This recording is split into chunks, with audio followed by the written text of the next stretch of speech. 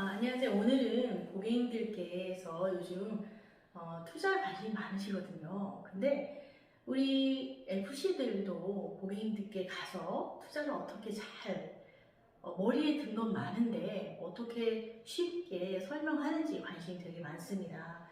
자, 저는 제가 계약을 하고 또 고객님께서 이게 투자를 시작을 하시게 되면 한 2번에서 3번, 뭐 한 달에 한 번 정도 쓰니까 이렇게 석 달 정도에 걸쳐서 고객님들의 이해를 좀 높이는 그런 대화를 많이 합니다.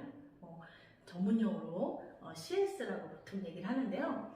이렇게 고객을 가르쳐 놔야 고객님께서 우리가 주식 시장이나 투자 시장이 항상 오르지만 않잖아요. 내리기도 하고 오르기도 하는데 이렇게 내릴 때, 오를 때는 얘기하시는 분이 아무도 안 계세요. 그런데 문제는 내릴 때, 전화가 빗발치죠. 내 돈은 어떻게 되는 거냐?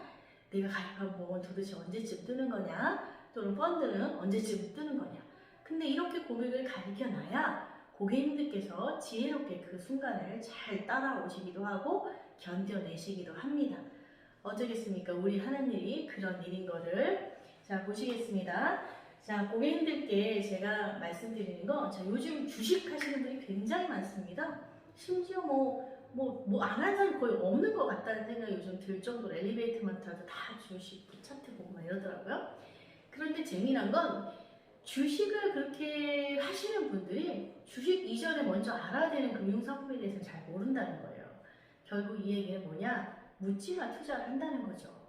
투자에 묻지마 투자를 하시게 되면 그 책임도 본인이 고스란히 언젠가 떠안게 된다는 사실을 고객들은 모르세요. 자, 볼게요. 자, 금융상품은요, 여러 가지가 있겠지만, 자, 투자를 하기 위해서 우리가 알아야 되는 금융상품은 CMA, 그 다음에 채권, 그 다음에 펀드, 주식, 뭐 기타 등등 이렇게 올라갈 수 있습니다. 그죠? 더 많겠죠. 그죠? 예. 근데 일반적으로 고객님들이 주식을 요즘 많이 하세요. 관심도 많으시고 저도 주식 해볼까요? 라고 얘기합니다. 그런데 이분들이 주식을 자기는 5년, 10년 했대요. 근데 이분들이 펀드를 모르시는 분이 많고요. 채권도 모르시는 분이 많습니다. 심지어 CMA가 뭐냐고 물어보시는 분이 있어요. 주식을 하시면서도. 자, 이거에 대해서 오늘 간략하게 먼저 설명을 좀 드려보도록 하겠습니다. 자, CMA는 뭐냐면요. 증권사에서 발행하는 수시 출금 통장이에요. 그래서 얘는 캐시 매니지먼트 어카운트라고 해서 투자를 하기 전에 돈을 미리 담아두는 곳이라고 생각합니다. 자, 투자를 하기 위해서 증권사에 돈을 넣어놔야 되잖아요. 그리고 증권사에 투자가 돼야 되잖아요. 그럼 그 넣어놓는 그 주소 같은 거라고 생각하시면 돼요. 이 CMA가 있어야 투자가 된다. 이렇게 생각하시면 됩니다. 그런데 이 CMA에 투자 시기라고 하는 것이 늘 있는 게 아니잖아요. 그쵸? 내가 오늘 들어가서 오늘 투자되는 게 아니라 오늘 돈을 넣어놓지만 언젠가 투자 시기가 될 때까지 상당히 오랜 기간 기다려야 되거든요. 이 기다리는 동안에도 이자를 지급하는 방식이 여러 가지가 있습니다. 그래서 이 CMA가 초저금리 시대에 많은 분들이 관심을 가지고 있는 상품인데요. 사실 투자 상품이라고 하기에는 조금 어려움이 있는 상품이에요. 자, CMA는요, 자, RP형이라는 게 있어요. 그 다음에 MMF형이라는 게 있고요. MMW형이라는 것도 있고요. 그 다음에 발행어음형이라는 것도 있습니다. 이렇게 세 가지 방식으로 내가 투자 대기하는 동안 어떤 방식으로 이자를 받을래를 선택해서 계좌를 만들게 됩니다. 물론 중간에 바꿀 수도 있어요. 전화하셔서. 자, RP형은요, 이자를 보증해 주는 거예요. 이자를 보증해 주다 보니까 이자가 낮습니다. 그쵸? 가장 낮습니다. 이 네 개 중에서. 자, MMF는 뭐예요?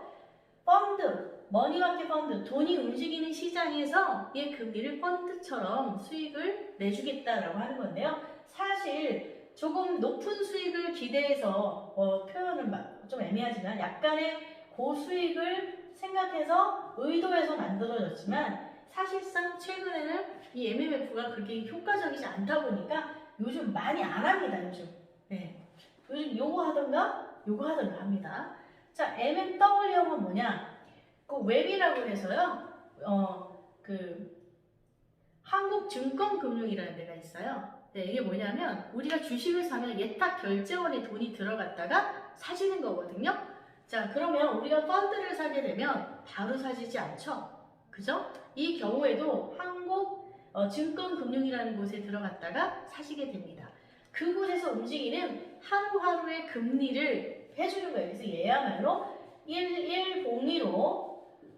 복리 방식으로 이자를 적용합니다.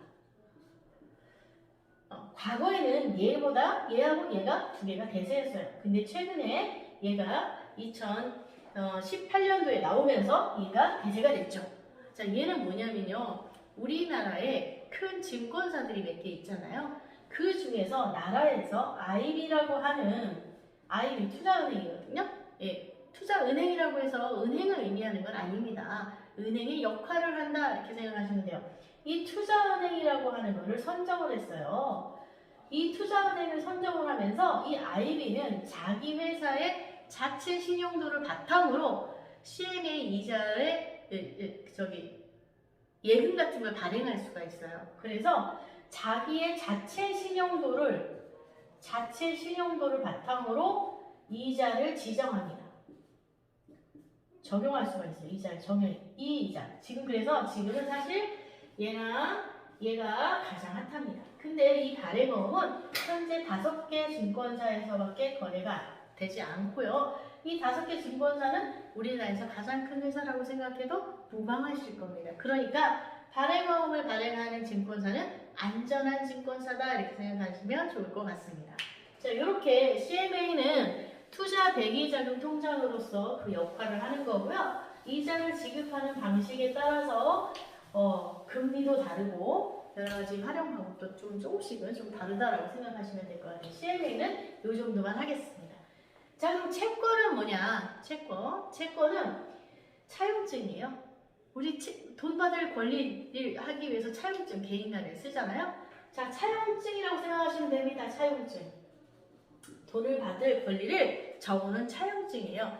이 차용증을 국가가 발행하면 국채, 공공기관이 발행하면 공채, 회사가 발행하면 회사채, 개인이 발행하면 사채가 되겠죠. 그죠? 자, 그러면 국가가 발행하고 공공기관, 회사, 국가는 신용도가 높으니까, 자, 신용도가 높을수록 이자가 저렴합니다. 기간이 길수록 이자가 높습니다. 그럼 반대로 기간이 낮을수록 이자는 낮겠네요. 그죠? 네. 여기 신용도가 낮을수록 이자는 높겠네요. 이렇게. 똑같죠. 옆집 순이와 철수가 있어요. 순이 신용도가 좋아. 잘 갚아. 그럼 걔한테는 야, 넌 그냥 잘 갚으니까 내가 공짜로 또 빌려줄게. 근데 철수는 안 갚아. 야, 닌 아무리 이자 많이 줘도 안 줄 거야. 이렇게 되잖아요. 똑같습니다. 채권이라고 하는 것은 돈을 받을 권리이기 때문에 이 돈을 받을 권리를 상대의 신용도와 기간에 따라서 금리를 다르게 하는 시장입니다. 사실 이 채권 시장은 뭐 주식이나 펀드 시장보다 굉장히 큽니다. 100배 이상 클 거라고 생각합니다. 자, 이렇게 큰 시장인데도 불구하고 우리 고객님들이 잘 모르세요. 왜 모르냐? 합쳐진 사람이 없습니다. 그죠? 예. 왜? 채권 팔아도 돈이 안 되니까. 그죠? 증권사는 뭘 팔아야 돈이 됩니까? 주식을 팔아야 돈이 됩니다. 채권은 주식을 많이 팔고 이 주식을 고객들이 사고 팔아야 증권사 돈이 돼요. 펀드 많이 팔아서 돈 되는 거 아닙니다. 자, 그러니 이제 넘어가겠습니다. 자, 증권사가 주식 넘어가 볼게요. 주식이 뭐예요? 주식은 회사의 가치입니다. 그래서 회사 가치가 높으면 가격도 높습니다. 회사의 가치가 높아지면 우량해진다고 얘기를 하잖아요. 우량해지면 어디로 갑니까? 상장합니다. 어디에 상장합니까? 코스피, 거래소에 상장합니다. 그죠? 서로 거래할 수 있는 공간을 거래소로 하고 이걸 코스피라고 얘기를 하거든요. 표현이 좀 잘못되면 거래소고요. 그 거래소에 상장된 회사들을 평균 지수를 코스피라고 하는 거예요. 자, 그러면 상장을 시켜요. 우량해지면. 회사의 가치가 높아지고 우량해지면 상장을 시킵니다. 이 상장한 회사들의 평균 가격을 모아놓은 걸 상장 지수라고 하고요. 이것을 다른 말로 코스피다 이렇게 불러요. 자, 미국은 뭐라고 부릅니까? 나스닥 이렇게 부르죠. 아멕스. 일본은 뭐 니케이. 부르는 이름은 각 나라마다 다릅니다.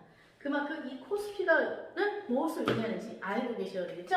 자, 이렇게 코스피 있어요. 이 중에서도 더 우량한 애들만 200개를 뽑았어요. 얘는 뭐라고 하냐면 코스피 200이다. 50개만 뽑았어요. 코스피 50이다. 이렇게 부르는 겁니다. 이해되셨죠? 코스피 뭐다? 거래소 상장지수를 의미하고 얘네들을 이렇게 부른다라고 알 수 있습니다. 자, 그러면 우리나라에는 코스닥도 있고 코스피도 있고 그렇잖아요. 그죠? 코스피는 이렇게 생각하시면 돼요. 좀 더 우량한 회사들이 들어있다. 코스닥은 조금 덜 우량한 회사들이 들어있다. 헬스케어라든가 바이오라든가 이런 거, 2차 전지 이런 거는 다 코스닥에 거의 대부분 들어있고요. 코스피는 IT, 대형 우량주 이런 것들이 주로 많이 들어있습니다. 자, 이렇게 보시면 될 것 같아요. 자, 이렇게 코스피, 회사의 가치가 주식이에요. 그쵸? 회사의 가치가 높아지면 가격도 높아요. 그런데 그러면 이런 우량한 회사들을 50개에서 100개, 200개 모아놓은 거를 이렇게 모아놓은 거를 펀드라고 하는 겁니다. 펀드가 별게 아니고요. 이렇게 우량한 회사를 50개, 100개를 모아놓은 게 펀드인데 예를 들어 펀드 안에는 삼성전자 10%, 현대하이닉스 몇 프로 이렇게 들어있겠죠. 그쵸? 그러면 한 회사가 망하더라도 어떤 회사는 플러스가 나 있을 거고 어떤 회사는 똔똔이가 나 있을 거고 어떤 회사는 마이너스를 하더라도 이 중에 평균 가격을 가지고 수익을 주기 때문에 펀드는 애초부터 처음부터 중위험, 중수익입니다. 자, 위험을 낮춰요. 그래서 중위험, 중수익, 수익도 낮춰요. 그래서 중수익. 자, 위험만 낮추는 줄 아셔요. 수익도 낮춥니다. 그러나 위험을 낮추는 것이 훨씬 더 중요한 전략이기 때문에 우리는 펀드를 선택해서 많이 먹는 것도 중요하지만 홀랑 100% 쪽박 나면 안 되잖아요. 그래서 펀드를 많이 하시는 겁니다. 펀드의 의미를 아셨을 거라고 생각을 합니다. 자, 펀드는 이렇게 여러 회사들을 모아서 투자를 하는 거예요.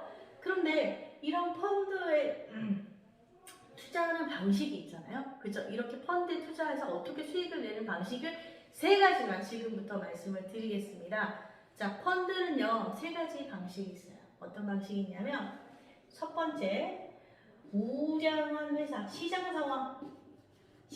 상황에 맞는 종목을 고르는 겁니다. 종목을 선택하는 거예요. 자, 지금 뭐예요? 4차 산업, 바이오 이런 거잖아요. 그쵸? 자, 국내 시장도 좋지만 글로벌 시장을 하게 되면 국내가 포함되잖아요. 그쵸? 네, 이렇게 국내보다는 글로벌 시장을 선택하시는 게 더 좋을 것 같고 국내보다는 글로벌 시장이 좋을 것 같고 그쵸? 제조 뭐 이런 것도 중요하지만 4차 산업과 관련된 종목을 고르는 게 좋을 것 같고 그쵸? 그 다음에 대륙별로도 선진국 포지션이 조금 더 많은 회사들이 펀드가 좋을 것 같습니다. 제가 볼 때는 자, 이렇게 시장 상황에 맞는 종목을 고르는 게 좋겠죠. 자, 그 두 번째는 뭐냐면 목표 수익률을 지정하는 겁니다. 자, 10%도 좋고요. 20%도 좋아요. 본인이 기다리겠다고 마음먹은 수익률이 될 때까지 기다리는 거예요. 예. 그 전에 뭐 한다? 마이너스가 떨어지든 올라가든 내려가든 뭐 춤을 추든 말든 눈 딱 감고 기다리는 겁니다. 이것 빼고 답 없어요. 그리고 나서 3번째, 정액 적립식으로 한다. 정액 적립식. 자, 사이클이 이렇게 도는데 목돈 한 방에 빵 넣어서 여기 들어가면 언제 올라옵니까? 그죠? 이렇게 올라갈 수도 있죠? 그죠? 한참 기다려야 돼요. 그쵸? 그런데 이 정액 적립식은 이렇게 꼭지까지 가르지 않고 똔똔이만 내도 수익이 나는 이런 방식이에요. 그래서 이 부분에 대해서는 제가 다음 시간에 다시 정확히 말씀을 드릴 건데요. 원리에 대해서. 자, 우리가 펀드를 통해서 수익을 내려면 원칙 3개만 지켜라. 이거만 지키면 절대 손해 안 본다. 시장 상황에 맞는 종목을 선택해서 한다. 국내보다는 글로벌, 4차 산업, 선진국 이렇게 추천을 드리고, 두 번째, 목표 수익률을 지정해서 그것을 지켜라. 그 전에는 불안해하지 말아라. 신경 쓰지 말아라예요. 자, 세 번째, 정액 적립식으로 해라. 거치식, 목돈으로 하지 마라. 예요. 목돈으로 하는 거 따로 있어요. 예. 펀드인데 목돈으로 하는 펀드 따로 있어요. 제가 ETF라고 이것도 제가 따로 말씀을 드릴 거예요. ETF라고. 자, 요거에 대해서 말씀을 드릴 겁니다. 그래서 자, 오늘은 제가 여기까지 말씀을 드리고요. 하나 더, 한 가지만 더. 자, 주식 말씀을 안 드렸잖아요. 주식을 수익을 내는 방식은 하나 있어요. 하나. 뭘까요? 주식으로 수익 내는 방식 하나 있어요. 펀드는 이렇게 3가지가 되는데 왜 주식을 편애하는 겁니까? 아니, 하나 있어요. 싸게 사서 비싸게 파는 전략 외에는 없습니다. 그러면 언제 싸졌는지 알아야 되잖아요. 그러면 수천 개 펀드를, 주식을 다 언제 싸졌는지 내가 봐야 돼요. 그럼 현재 현업을 포기해야 돼요. 그쵸? 내가 시장 상황에 맞는 종목을 골라두세요. 20개도 좋고 30개도 좋고, 그리고 가끔 들여다보세요. 그러면 우량한 조건을 가진 애들이 갑자기 떨어질 때가 있습니다. 그때 사는 거예요. 그때. 자, 이런 게 가치 투자거든요. 미래 성장성이 있는 우량한 회사가 어떤 이유에서든 떨어졌어요. 근데 그 이유가 그 회사가 망하는 이유가 아니고요. 극복이 가능한 이유예요. 그럼 사는 겁니다. 그러면 그 회사는 그 이유가 해소가 되면 빡 뛰겠죠. 주식은 이렇게 투자하는 가치 투자를 하시는 거예요. 그럼 언제까지 기다려요? 이렇게 말씀하십니다. 오를 때까지. 그게 1년이든 2년이든 3년이든.